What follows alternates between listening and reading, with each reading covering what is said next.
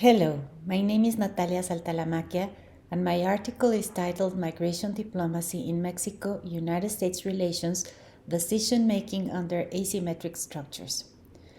The article is situated within the migration diplomacy literature, which examines the strategic use of migration as a foreign policy tool. More specifically, I focus on interactions between transit and destination states in the management of large-scale trade migration flows.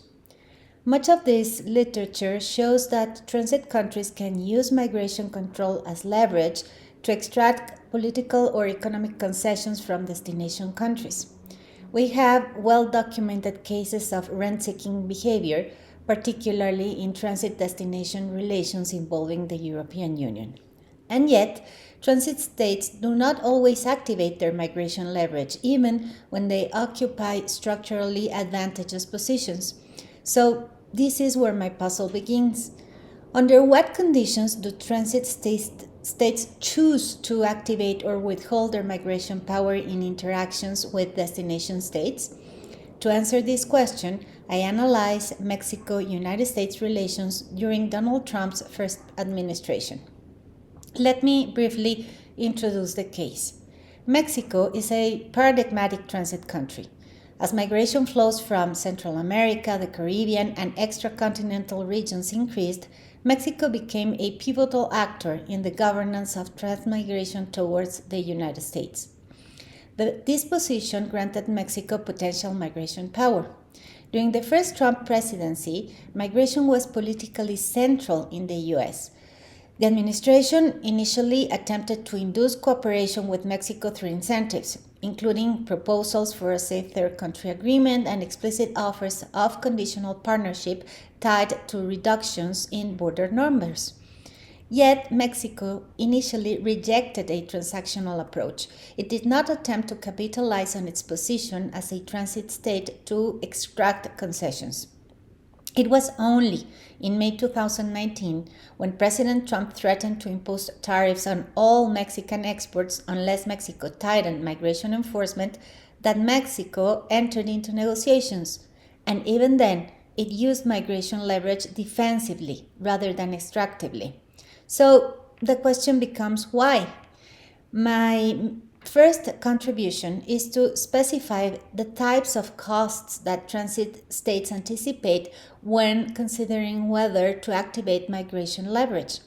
I argue that transit states do not simply ask, what can we gain? But they also ask, what will this cost us?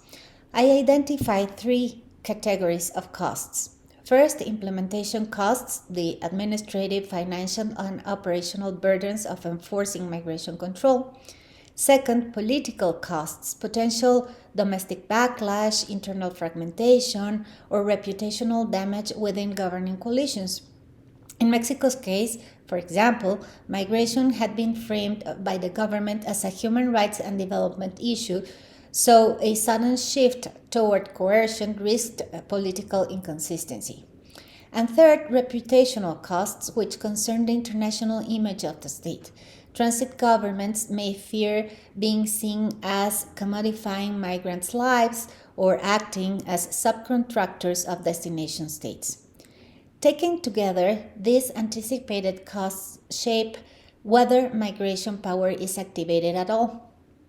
In the Mexican case, the initial reluctance to enter a transactional dynamic can be explained precisely through this cost-benefit assessment. My second central contribution is to distinguish among the different purposes that can guide the use of migration leverage. The literature often assumes an extractive purpose, as I said before, that transit countries use migration control to obtain side payments. But migration leverage can serve different strategic aims.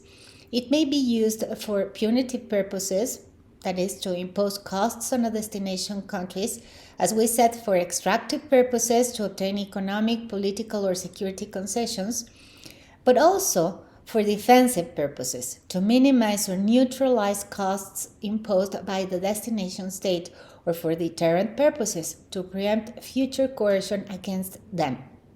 In the Mexico-United States case, migration was not used extractively.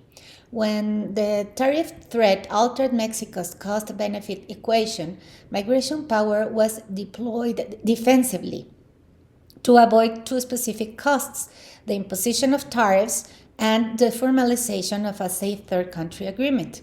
Later, migration control was maintained as a form of deterrence, and that stabilized the bilateral relationship and reduced incentives for renewed pressure on the part of the United States. So, this illustrates a key point. Migration power is not inherently rent-seeking. Its purpose depends on how transit states interpret the strategic context. So, stepping back and concluding, the article argues that migration power is relational and contingent. Transit countries operate within asymmetric structures in which destination states retain structural power. Migration control may provide a tactical margin of influence, but it rarely alters the underlying hierarchy. By specifying both the costs that transit countries bear and the purposes that guide their strategic choices, the article broadens the explanatory scope of migration diplomacy. It shows that transit states do not simply maximize leverage when opportunities arise. Rather, they interpret structural constraints, anticipate costs, and choose among different logic: restraint, defense, deterrence, or extraction. Thank you very much.